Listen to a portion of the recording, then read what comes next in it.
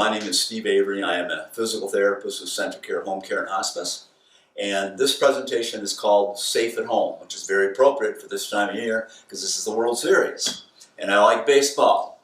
And so we are in my home, and a great deal of what we do in physical therapy at home is we do rehabilitation after people come home from the hospital, exercise, get them stronger. But a lot of what we do is safety in the home. Getting people safe in the home after they had an injury, maybe they've been struggling in the home and not doing well, and there's a lot of interventions we can do. And I've often thought, gee, I wish more people knew these things and do them ahead of time. I've often thought when we come in and people come home from the hospital, you know, they should have really done these things before. We should have had these in place before. Maybe they wouldn't have fallen and so forth. So what we're going to cover today in Safe at Home is what are the most common interventions we do in the home. The most things that you can take, look at, and possibly do preventively. But we're going to look at the things that we do most often and that I think are most important then too. We're going to talk a lot about falls. And when you talk about falls, that's a big thing with safety. If you have a fall, it can be a life-changing event for you. You could break a hip, you could hit your head. You may never return home again. You may never get back to your same physical status that you had before if you have a fall. So it's much better to prevent them. And I'm reminded of a humorous patient I had years ago who said, falls aren't the problem, it's when you hit the ground. And that's true. So a lot of what we're doing here today has to do with preventing falls. And we're going to go over a number of pieces of equipment and interventions that we do, and again, I feel are the most important. Let's suffice to say, falls are serious, and they happen a lot with people. They happen way too often, and a great many of them can be prevented then. So we're going to go through our house here into different places we have set up with equipment, and I'll talk about the type of equipment we have, how you use it, maybe how you get it, and so forth and so forth.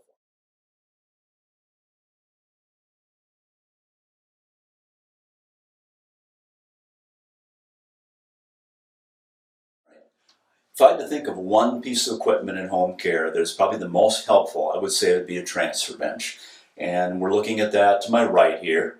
And it allows you to get in and out of a regular tub without stepping over like a stork and possibly falling.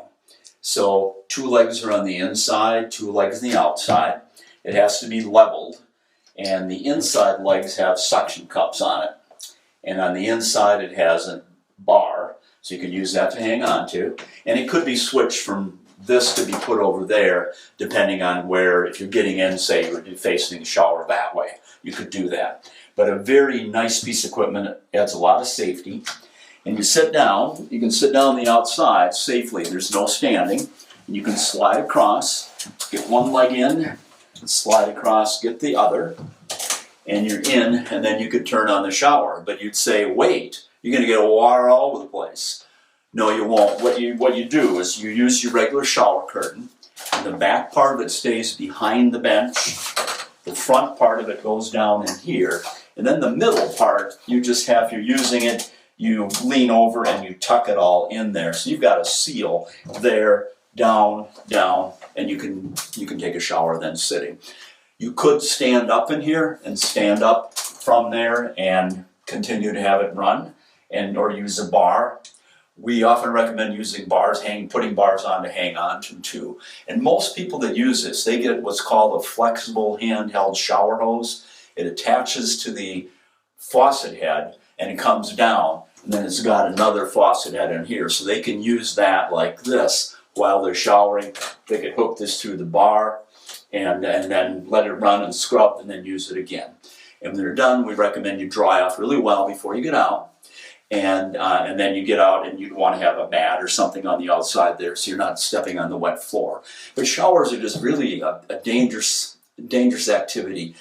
You're warmer, it's slippery, you may be tired, and they can be very fatiguing. So this is just a great thing for safety. There is I don't have it here now, there is a fancier model of this transfer bench that has the same seat, but the seat is on a track with a lock-on-lock mechanism here and over there. So you'd sit on the outside, put a safety belt on, and then release the lock, and then the caregiver would help you slide across, lock in place there, and do the same type of shower. And then when you're done, you could unlock, slide across, and lock it in place and get out. I call that the Valley Fair model. But between the two, they're just very safe pieces of equipment and make a big difference with bathing. That's the safety intervention for if you have a regular standard tub and shower and you want to keep that. A safer way of doing things would be to simply have a walk-in shower. Many people don't have that though. So you can convert a regular tub to a walk-in shower, and there are companies that do what are called tub conversions. And what they do is they come in and they make a cut, they take it out about down to there, so just a little lip over and up, take all that out, and when they're all done, it looks like it was just built that way. So you have then converted this tub. You got to step over, which is unsafe. Certainly, you can just walk right in, and there's enough of a lip there so the water doesn't come out to do that, and then you could walk in and do that. That is a lot less expensive than it would be to take the whole tub and shower out and put in a regular shower then too. So, and in some cases, maybe they have a walk-in shower downstairs, and that might be where we would work with the patient to get them strong enough to go back downstairs to do that. But very nice intervention here to do to make it safer so you can just walk in. All right, so we're continuing to address shower, bathing, safety things for that. If you have a walk-in shower, we generally would recommend having bars that go into studs on the outside wall here, maybe one on the inside. So you could grab a bar here to get in, grab one there to stand in, and you might, that's all you might need, just to stand under the shower then. But if you do need to sit down, and sitting down a lot of times is safer to do to wash your feet, get down in your lower legs, then you just simply put in a shower bench. This is a shower bench, so I could step in and sit down, and this could be adjusted. If you get one, you want to get one that the height adjusts, so it's safe to get up and down and you got enough room. There's some of them that have, if you have a little more room, there's some that have a back on it. Generally you don't need a back, but this just gives you some place to sit and rest, stand up. It's a little crowded here, but you can still do it. And then you'd have bars to step in and out. And again, you'd want something on the outside to step on so you don't get slippery floors. All right, we've gone from cleaning up to using the bathroom. Maybe the reverse order would be better, but getting up and down from a standard toilet can be difficult. They are generally lower. Some people get called a handicapped high toilet, a little bit higher, but they still might have trouble getting up and down. Many times people can use the vanity to push from. Sometimes we can put bars along the wall. But a better answer sometimes is to just simply put on a set of toilet railings. This toilet has those, and you can see the toilet lid and the seat were taken off, and then this toilet rail has a frame here with a hole on it, each side, and the lid and seat come off, and then the screw and the nut and the bolt, whatever, that go through there, just put it back on and they hold the toilet railing in place. This type has a bar all the way across the front, so it's very stable, and it basically converts it to a chair. So that can be done very easily. That's one type here that has a solid bar in front. The other type goes on the same way. You can see the toilet lid and seat would come off and it would refasten there on here on this plate. And then instead of a one solid bar, you've got two of them in front. A little bit wiggly, still works, but not quite as good. My opinion is that I like this one better. And they can be obtained in most hardware stores, big box stores will have them, and they're called toilet railings. Many of our patients just get them online, and it's much less expensive then. Another option is simply if people need not only arm support, but they need some height, you can get what's called an elevated toilet seat, and this one has railings built in. And this one would go on the toilet, it would go over the toilet like that, and there is a opening here, a clamp if you will, and then you tighten it to hold it in place. You just want to be careful you don't over tighten it, but that would give you the advantage of not only height, but support and arm support too for that. The final option would be what's called a commode, and probably you're familiar with that. A commode usually can be used to be put directly over the toilet. You can adjust the height of it to get up and down, gives you some height, and then it's got a cylinder inside to catch the water. And then you got arms for support to get up, and you've got height. Plus, that could be taken off from the toilet and put bedside with a bucket then too. It's called a 3-in-1 commode then, because people could use it on the bedside, or they can use it in the toilet, over the toilet then as well. So those are all the options for toilets, tubs. And the common denominator with all these really is the stability, safety, support, getting a little more height, getting a little more stability, using 2 hands rather than grabbing onto something that's the air or something you can't get your hand hold on very well. Talk about recliner chairs. Many people have them. They're great for relaxing, for leaning back, a little more healthier for your back to be leaning back and lying down more rather than sitting up all the time. Gives you the advantage of elevating your legs too, which is important. But you get in them, you sink into them some, and I'm sinking down here. Might be a little hard to get up, a little low here. If that's difficult for patients and they can't do that very well, then you really have 2 options. You can get a recliner lift chair that you have a remote control device that you push a button, and you would go from sitting here like this, you push a button one way, your back goes down, and your footrest comes up, and you elevate your legs, and you're lying like that. You push it the other way, and it comes up, and the footrest goes down, and then the back comes up, and the seat goes down, and it partially stands you up then. So great invention, but they are fairly expensive. They probably run $700 to $800. If you only need a little more height, what a lot of people can do is they just simply raise their chair up some. And this is an example of a pedestal that it's not specifically made to that chair, but it's solid and it's got a ridge, so we can get that chair on this pedestal and it'll raise it up 3 to 4 inches. And it's just the cost of lumber, some rudimentary carpentry work to do that. And so I carry the one with me to try out, and if it works, if they're easier getting up and it's safer, then I would advise their family or whoever they're hiring to build one that matches the exact dimensions of their chair. So I'm going to pause a minute here, and I'm going to put this under the chair and we'll show you the difference. The chair is on the pedestal. Again, this is not measured to the exact dimensions of their chair, so it could move a little bit back and forth, but the ridge would prevent it from going anywhere. And if you have it forward, then we could put something behind the legs to fill in the space so the leg rest could go up.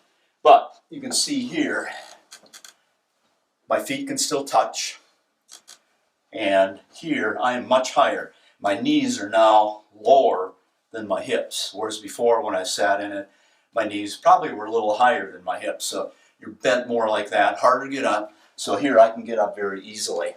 So that's something that can be done to just make it a whole lot safer.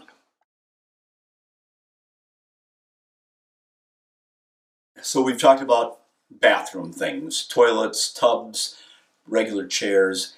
Getting in and out of bed sometimes can be very difficult too. Sometimes in home care, the bed is too high.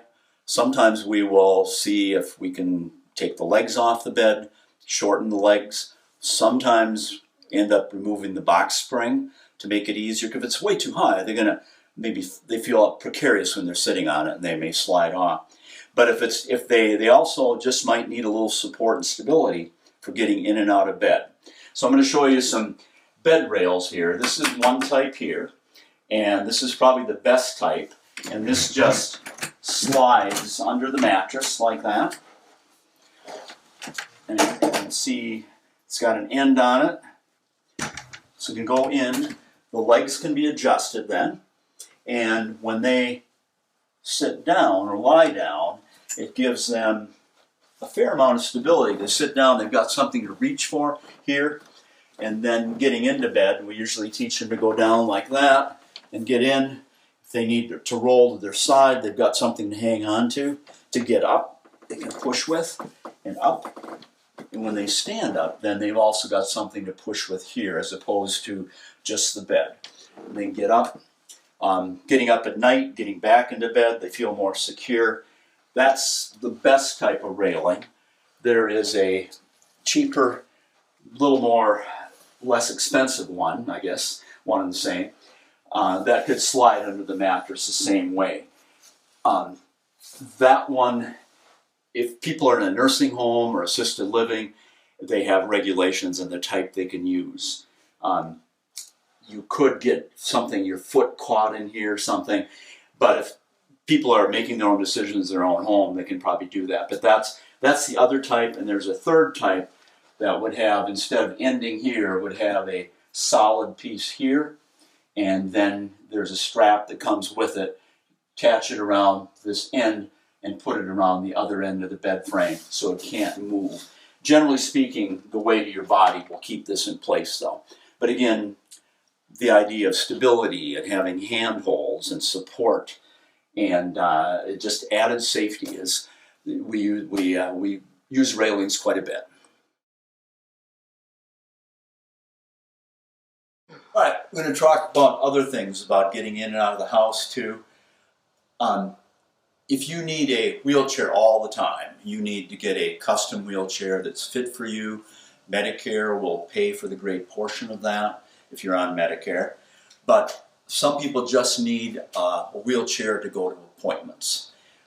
We use this one. This is a light, it's called a transport chair.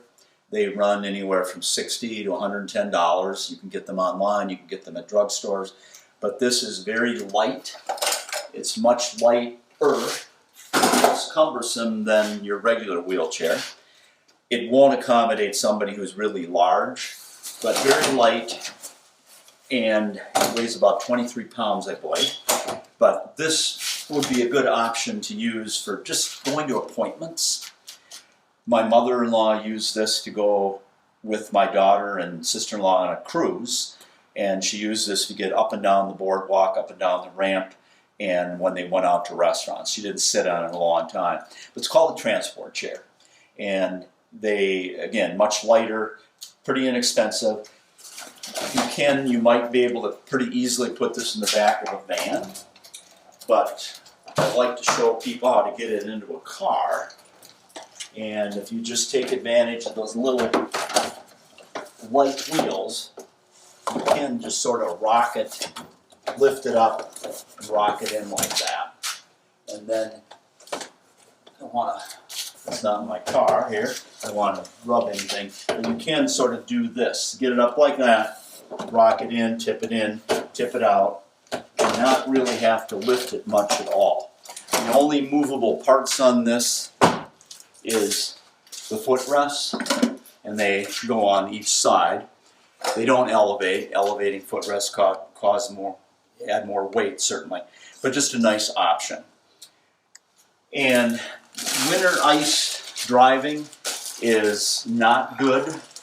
There are devices that you can get to walk on icy snow. They aren't be-all and end-alls, but there are two types that I recommend. One is called a yak track, and this would just go, you'd slip your foot in the front here, stretch this around, put it on the back, and then it's got spring coils on the bottom that grip on the ice. I've used these on icy days in home care. Pull up in the car, I'll have them in the passenger seat. I'll put them on sitting on the edge of the car. Put them both on, walk up to the door, take them off obviously. You don't want to walk on tile or hardwood on them. But they do work pretty well. Again, it's not a surefire thing, but if you have to walk on ice, they do work well. And the other type is called ice trekkers. Similar type thing. and it's got just chains, sort of harken back to the days, old snow tires with chains on the back, slip on, stretch over your foot like that to get on. And I show these to people in the home, and people do use them. There are types that have little cleats on the bottom. I think they may be marketed more for ice fishing and walking out like that. But you want to have every edge of safety you can, and this would be one thing. That said, I tell a lot of my patients, if it's ice and snow and most mail is not delivered to the door, if your mailbox is the end of the driveway, it might as well be from here 10 miles away because it's not safe. Most driveways are sloped, and if you're dealing with ice at all, you need to avoid it. So I advise them, if they've got an attached garage, get in their car, back out, drive, maneuver around, pull up right next to the mailbox, open your window, get your mail, and drive in. I've had too many patients who have fallen on the ice and snow, ice in particular, and they regret it, and there's no reason to do that. Unless it's very urgent, if you are choosing to go out and you all of a sudden get an ice storm, you should not go out, you should stay home. But those will give you some ideas for safety. One other thing for leaving the home, and this would be applicable more for a van. Vans are higher and they're harder to get into, but this is a simple exercise step that you could put down. It's sturdy, it's designed to step on, but you could get up on this and watch your feet.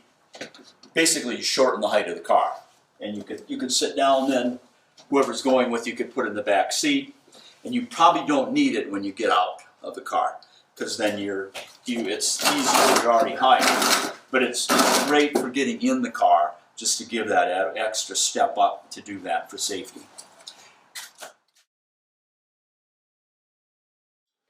We've talked a lot about things to add. We're going to talk about something to get rid of.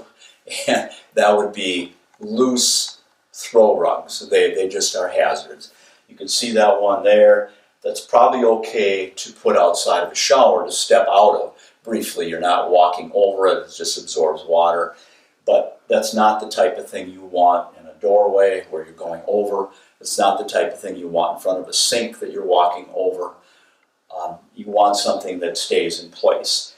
So I bet in my career in home care I have personally got rid of at least 200 of them. Some of them they put back as soon as I leave the house, but they are not safe. You can see they rumple up.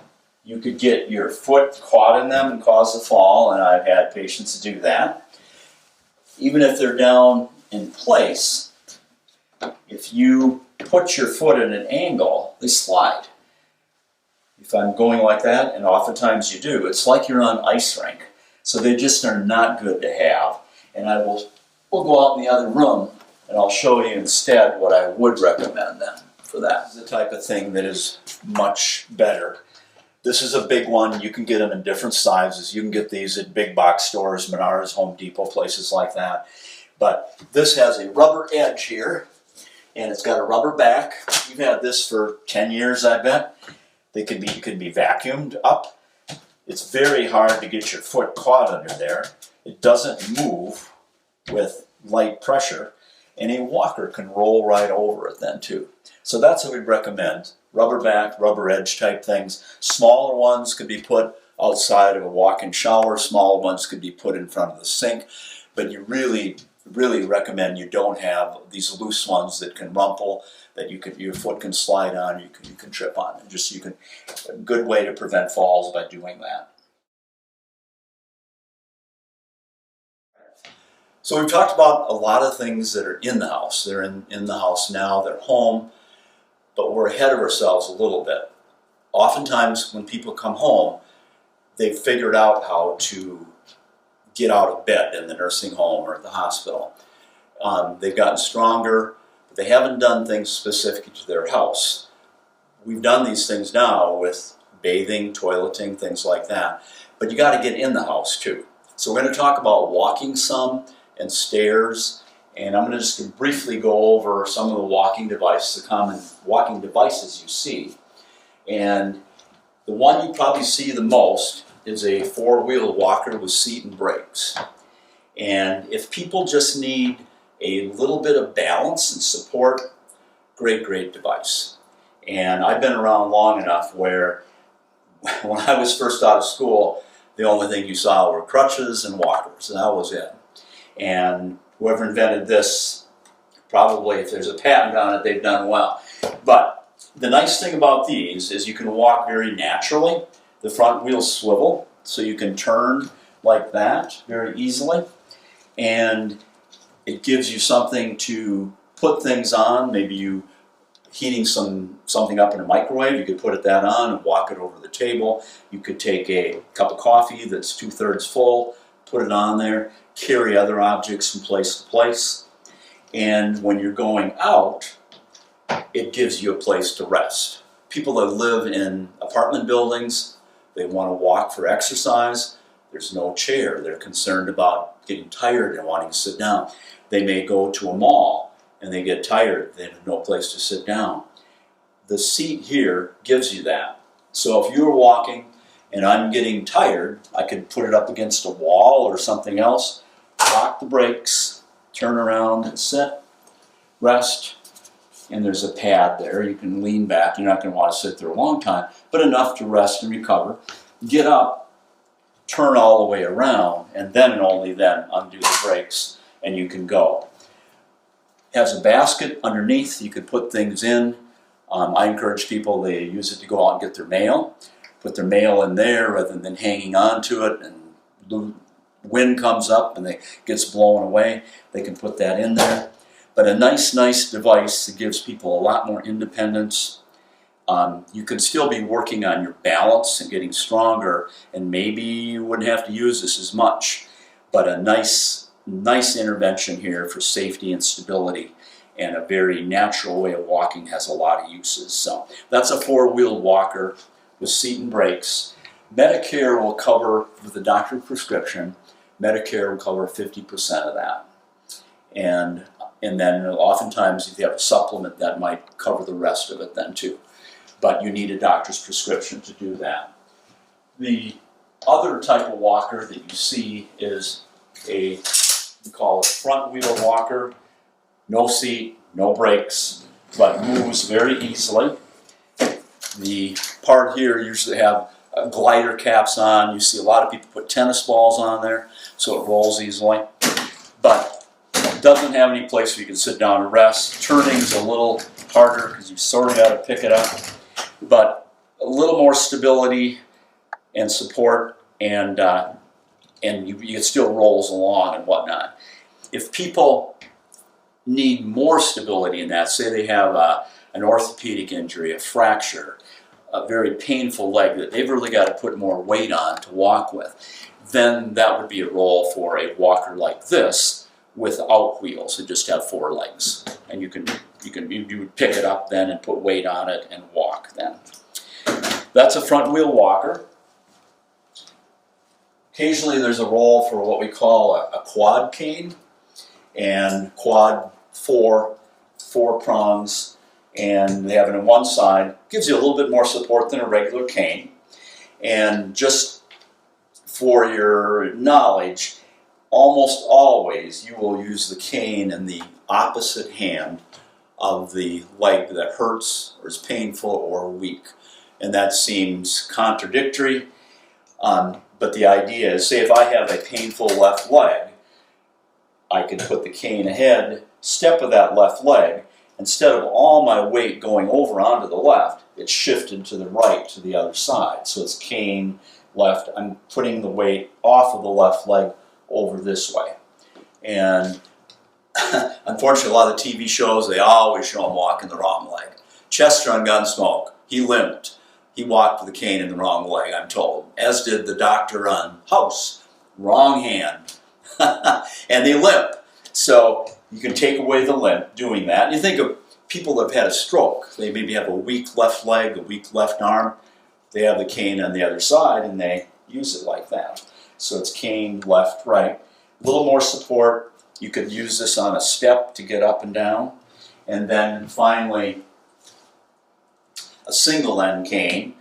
Won't give quite as much support. The same idea is you'd have it in the hand opposite the leg that hurts, and you can just walk with it. The cane and the left leg go together, and you're shifting the weight away from that painful leg onto the cane.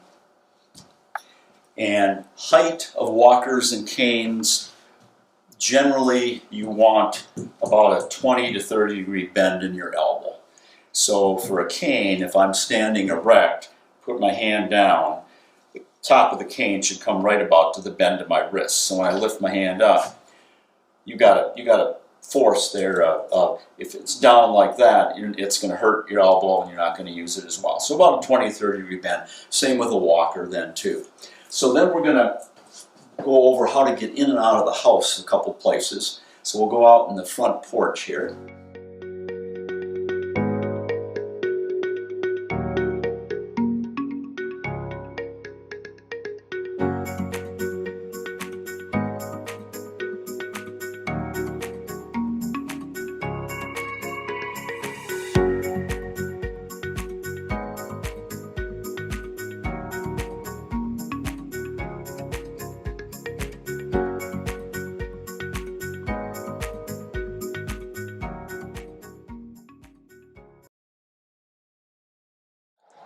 So, hypothetical, you're coming home from the hospital, you've got walking well with this walker, you get here, it'd be very hard to use this walker to get up the steps. So you could push it to the side, and whoever's helping you could pick it up and put it at the top of the steps. And then you could use a railing on one side and the cane on the other. And again, if my left leg is the weaker leg, if you will, I'm going to use the cane and the railing. I'm going to step up with the good leg. So up with the good, like that. And at the top of the steps, you could have that walker there. Or this walker here. And you could use that to step up with the good leg again. If this type of walker has this extra bar, this is a little high now because it's above me, you could grab from the outside and grab that second lower bar and step up like that. And you could do the same with that walker then too. Getting out would be just the opposite. You could use the cane and the railing, and then you'd use the cane on the other side. And again, my left leg is the painful one. Grab the railing and the cane, I'm going to step down with the bad. Like the stock market, up with the good, down with the bad. Like so. You get here, whoever's helping you could put that walker, could put the walker down below, lock it, and step down, and away you go. So the idea of having support and two-hand support is much better than one. So you got railings, you got a cane. If there wouldn't be a railing here, you'd use the railing over there, put the cane in the other hand. If somehow you can reach both railings at the same time, do that instead, and then have the walker or the cane waiting for you when you come up. And we'll go into the garage here then, and I'll show you just one other adaptation we can do there. So this, we came in the outside before. Okay, now decent weather. It might not be in the middle of January. It probably wouldn't be in the middle of a rainstorm, so you'd want to use an inside entryway if you can. I put this railing in for my father-in-law a long time ago, and there was nothing there before. So either I took his hand and used the railing, or he could use a cane. And again, you can step up like so. And then here, to get across the threshold, somebody else could open the door. I put this little handle in there and put it on the door frame. So then you could switch the cane to the other side and step in. You could hang on to that while you step into the house. Conversely, when you come out, you could grab here. A simple thing to do, doesn't get in the way of a storm door, doesn't get in the way of a regular door, about at the right height to grab comfortably, but gives you stability again then for that. And one other adaptation can be made to steps. You theoretically can use a railing on one side and turn a walker sideways. That's shown in a handout. That's sort of awkward to do, and it's hard to do all by yourself. But sometimes we'll recommend taking all these steps out and building 2 platforms.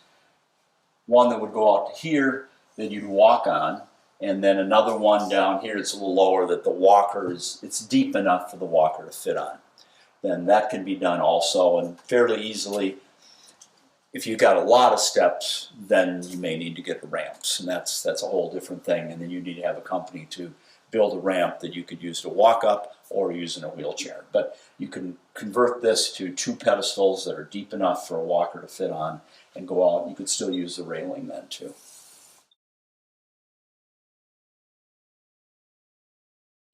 We're going to talk about exercises done. There's an exercise that if you had to pick one exercise to do, I would do, and it's called sit to stand. I pretty much give it to every patient that I have, and they just work for whatever they're sitting on, comfortable. They get up, and they probably have a walker there with them, and then they reach back and they sit down. But they do it as many times as they comfortably can until they get a little bit tired. If they can do 8 to 10 of those in good order, fairly safely, they're going to be a lot safer walking. Getting out of a chair, arguably, is probably harder to do than walking. When you're up walking, you can balance and you got arm support. But that's one of those 2 exercises. Sit to stand like that, and you really can't go wrong with doing that. Another aspect of exercise is a little piece of equipment that I recommend regularly is this is called an exercise pedaler. So we talk about you can do exercise for strength and balance, you can walk for stamina, and certainly we encourage patients for safety and for prevention of falls to get out and walk long distances. If they live in an apartment building, live in assisted living, they have hallways to do that in. And I alluded to that with that 4-wheel walker where you could sit down and rest on it too for walking. But you need something for stamina. So we encourage people, if they can walk longer distances, they will be stronger, they're more apt to fall. They'll be less apt to fall too. I tell my patients that they need to do more than they have to do so they can keep doing what they have to do. If you think if we only did, especially if you're retired, you don't have a home to manage, you don't have children underfoot, you don't have pets, if you only did what you absolutely had to do, you could limit your day to trips to the refrigerator, stove, the bathroom, and the bedroom, and that would be it. But you will go downhill if you do that. So we encourage people for fall prevention, for safety, for health, to do longer term walking. At least once a day, take a long walk till they get a little bit tired. Some people can't walk that far. Another option would be to use this little exercise pedaler. You can get them online. You can get them in big box stores and sporting goods stores. They run about $30. They just sit on the floor in front of you. If you have very small feet, you can get your foot in on the pedal with the strap on top. Most times people have to just put their feet on the pedals. And they sit in a chair. Ideally the chair is braced against something so they don't slide away. But they can sit and they can do this. You can put a little resistance on there. You can work up to doing 15, 20 minutes for some stamina. Some people have trouble with it moving on them. They might put it against a wall to do that. It'll move less when it's on carpet rather than a smooth floor like this. And you want the bases to be nice and flat. If they get out like that, they'll move on it. So right centered in front. And use it. It's a good investment. They hold up well, and it's just a simple thing to do, and you don't have the issue with getting on a big bike where you have to step on like a horse. Getting off and on can be a safety issue. It takes up a lot of room. This you can take and pick up and put away, put it under the chair and use then too.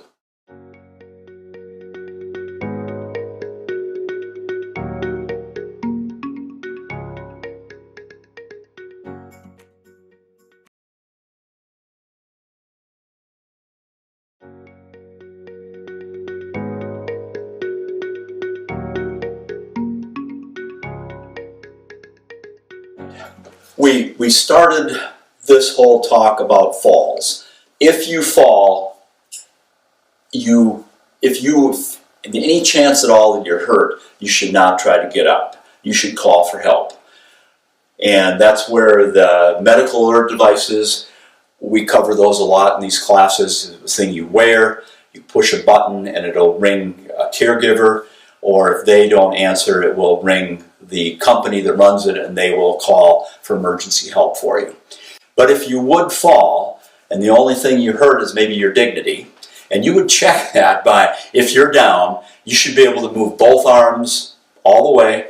You should not have any head pain. You should not have hit your head. You should be able to move both legs up and down, move your feet, roll from side to side, and not have any pain. If you can do that, there's a way to get up and down from the floor safely, or you can do it by directing somebody else to help you. So let's say I was down on the ground, I'm on the ground, and I fell. So I've done all those things. I can sit up. If somebody's there to help me, if I can get up my hands and knees, I'm halfway there. And if you can then get to an armchair or even a couch with one arm on the side, you got something to grab a hold of then. Then if somebody's helping you, if they put a belt around you to hang on to you, you could tell them, okay, hang on to me, give me a little support. I'm going to get up halfway up. I'm going to get up like that. And that's more, I use my example of my left leg being weaker before. So I'm getting my strong leg up like that. And then if they help me a little bit, or I just push a little bit, I can lean, I can get in the chair like that. So they only have to stand part way up. They're doing it with the help of arms. They're doing it with the help of one leg up, their stronger leg, and they can get up like that. But you would only do that if you know you're not hurt, and then don't have somebody come in and just pick you up. They could get hurt, you could get hurt. You want to use the strength you have, again, by making sure you're okay, getting up into all fours, getting up into half kneeling like I showed you, and then use your arms, and you have to just get up a little bit and push in like that to do so. That is something we might work in physical therapy at home to teach them to do. But again, with lots of warnings that they're not hurt, if there's any chance they've broken a hip, they need to get medical help. And we really encourage people to have the medical alert devices to use to call for safety then. In summary here, this is safe at home. We want you to be safe at home. I hope this has given you some ideas on all the various types of equipment that we use, and I tried to pick out the things that we do most commonly that I think are the most helpful, from things in the bathroom to the bedroom to chairs to getting out of the house, getting in and out of a car, and all those things.